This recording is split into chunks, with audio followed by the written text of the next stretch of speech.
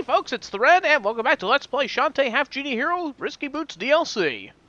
We just got through collecting all the treasure chests in the game, so we got all the dark magic, we've got all the genie shards, and we're ready to move on to the last level. But before we do, I just want to show just how much of an upgrade getting all those dark magics really do for you. So, let's see all of the weapons before and after each upgrade. So the pistol's base stats are none too impressive. It doesn't do a lot of damage, it fires really slowly, it's not a practical thing to use for combat at all.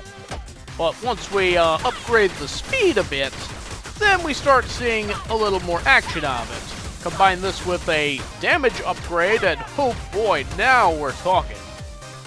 Next we have the scimitar, which is already pretty good on its own, but after you upgrade it, oh boy, you really start shredding through things. Your ammo strap can also be upgraded. First to 50, then to 70, and then to 99. Your hat, with its basic stats, really doesn't let you travel very far at all. But after you've upgraded it, you can really go a great distance in the air with this. There's only like a couple of sections in the whole game where an upgraded Kraken Ball is any useful. Its basic jumping height gets you pretty high, but when you do upgrade it, well, the sky's the limit. Or rather, the surface of the water, as it would be. The Seeker has a lot of potential as a weapon, but it fires a little slowly and doesn't do a whole lot of damage. That all changes once you get it upgraded. This becomes one of your most powerful weapons, and a great way to tear through some of the weaker enemies in a quick amount of time. The Spread Shot has its moments here and there, but early on, they're few and far between. Upgrading it makes the shots bigger and faster, and devastating when used up close. The grappling hook's basic reach is good, but not that good. You're certainly not going to reach those high ceilings, but an upgraded one will certainly get the job done. Do you wish your crewmen would carry their weight a little more? Well, then hire more of them, with dark magic! Because this makes sense.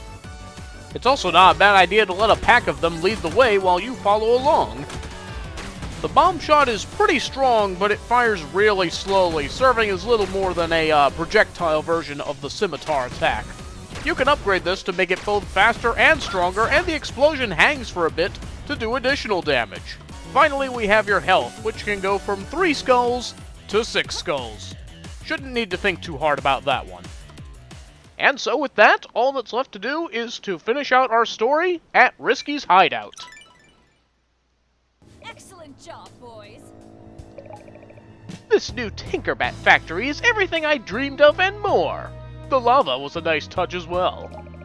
This time I'll steal the magic right from its source. I feel like we've covered this plot point several times already. If I know the half-genie brat, she'll be finding her way here soon enough.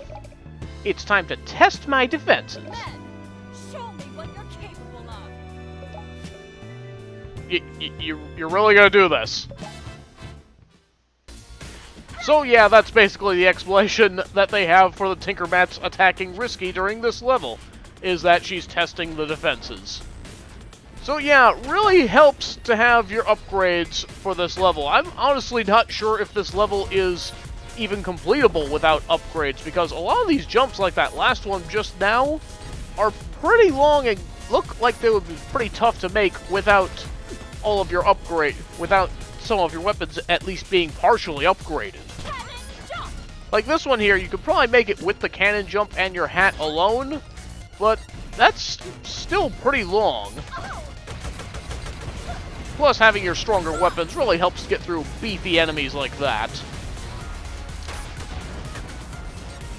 And stuff like that's just sass. Did you see how he just like immediately dropped down like that? That was kind of funny.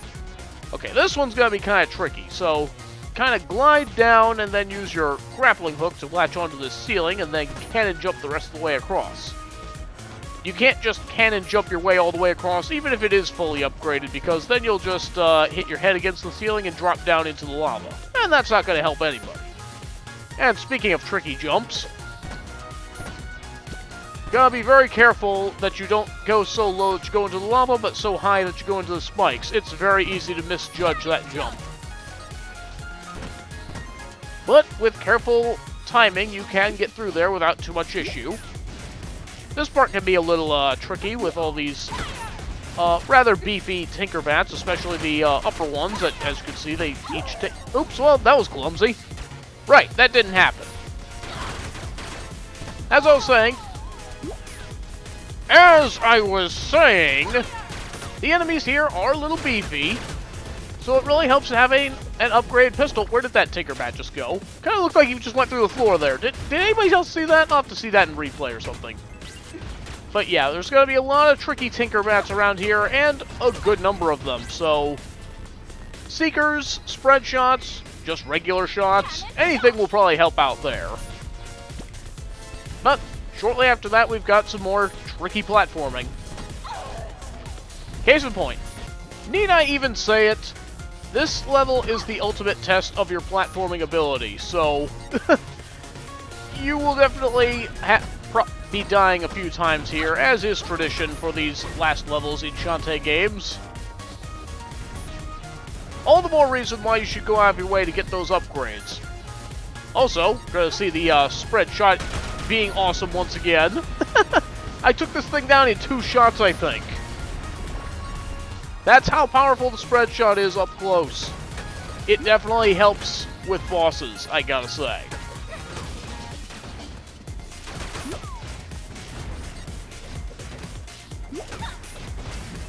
I just find Risky to be a whole lot of fun to use when you have her fully upgraded. If this Tinkerbat would stop shooting for a minute. There we go. I have weapons, I should be using them.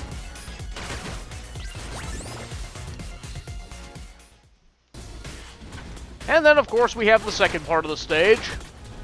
Pretty much just more of the same, really. I don't really find the platforming to be much harder in this second section than in the previous one, and that was nearly bad. I forgot that I need to hit that little eye switch right below this hook here. So jump, do a cannon jump. That will hold it open for a few seconds and allow you to pass through safely.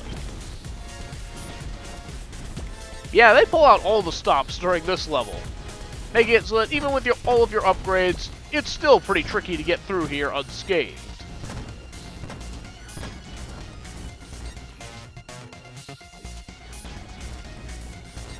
At the very least, you'll want to consider upgrading your more platformy tools like the grappling hook and the cannon jump.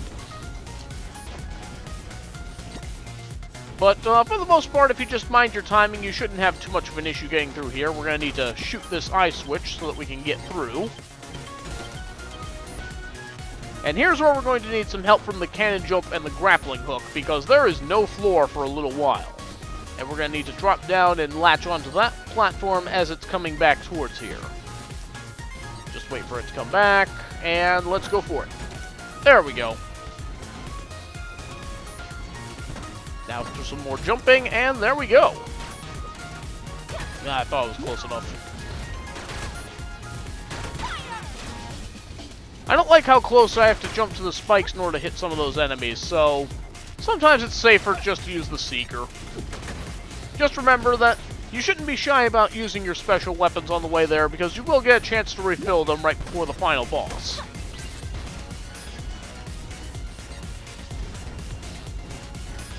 And let's fly. This part coming up can be a little tricky and a little deadly. Let's go ahead and use some food.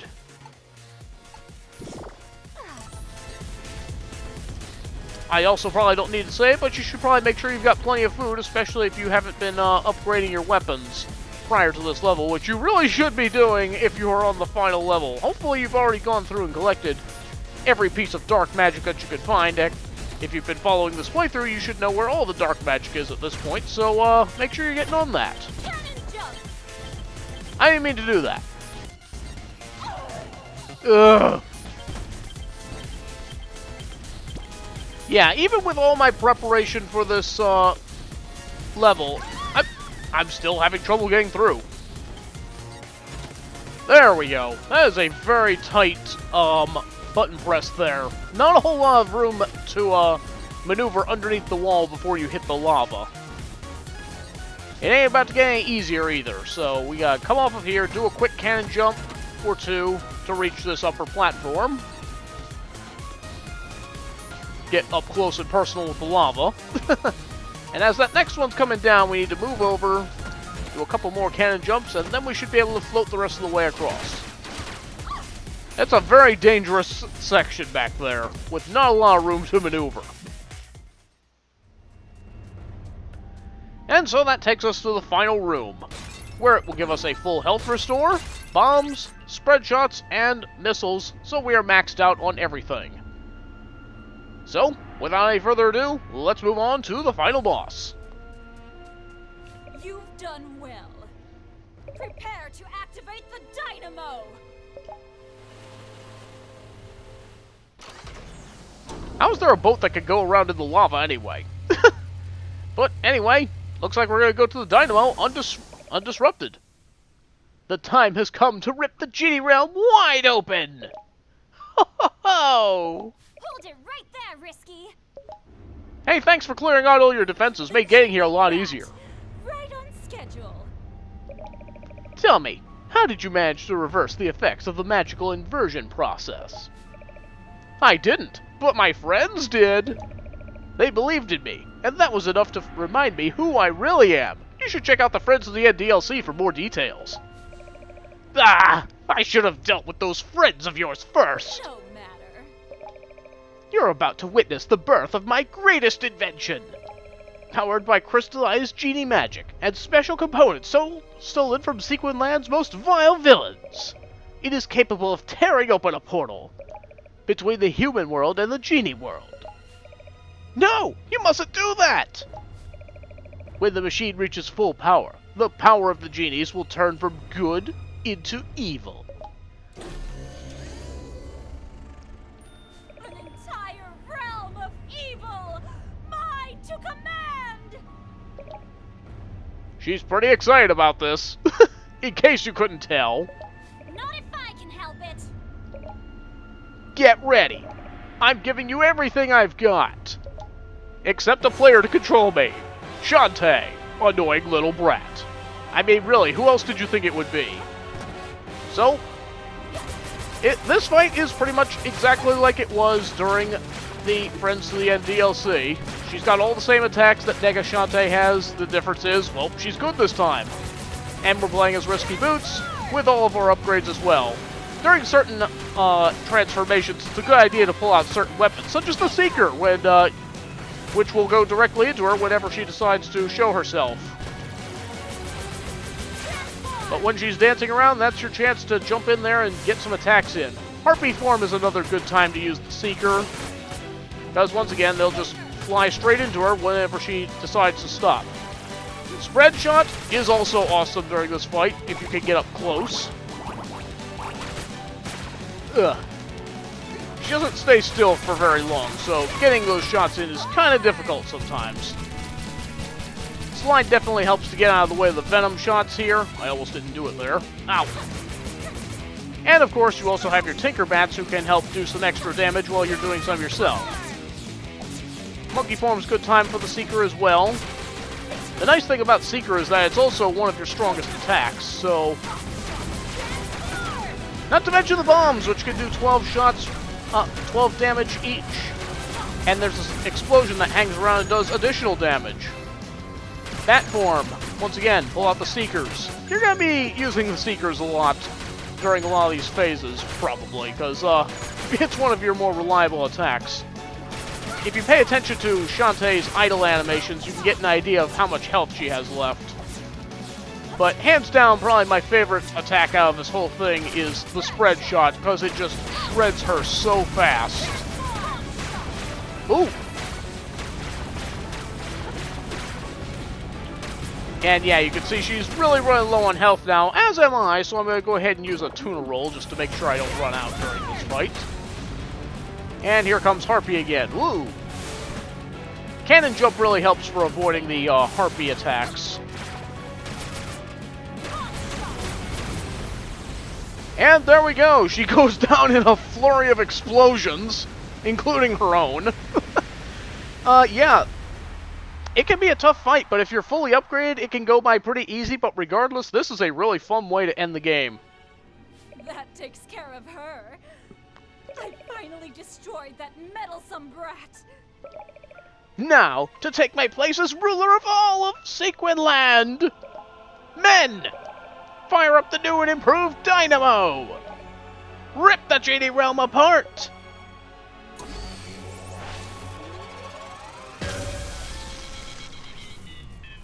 But wait, we didn't destroy it yet. No! You fools! Did you disengage the safety lock? The safety what? Then did you close off the choke valve? Are you saying you're gonna choke me? Don't tell me you forgot to prime the magic pump! Incompetent fools! I love how they're just running around all nuts like that. This was to be the crowning moment of my conquest of Sequin Land! My entire factory is going to explode! This is all your fault! So even when the bad guy wins, they lose. And apparently she's just gonna stand there and let it happen. Not gonna try to escape.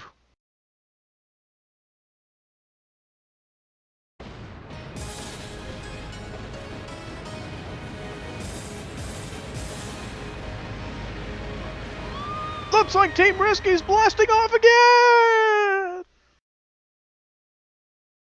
So there you have it.